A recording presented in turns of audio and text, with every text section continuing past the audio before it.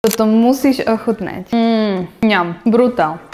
Druhý pokus. Bez alkoholu, mlieko, káva, premiešame. Ak chcete tiramisu pre deti, kávu nahraďte gránkom. Potrebujeme 3 žltky. Ja sa pomýlila. Ešte tam aj škrupina. Kryštálový cukor. Dáme na vodný kúpel. Miešame do zhustnutia. Vyšľahám si smotanu na šľahanie. K vychladnutým vajíčkam pridáme mascarpone a kávu. Vyšľaháme. Pridáme bueno krém, lieskové orechy a biela čokoláda. Bueno krém je hotový.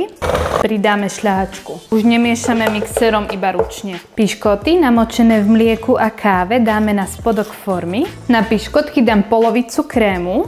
Druhá vrstva piškot, zvyšný krém, bueno krém. Nechajte ho celú noc v chladničke. Nožík si namáčam do vriacej vody, triem ho do utierky, priložím a vytiahnem.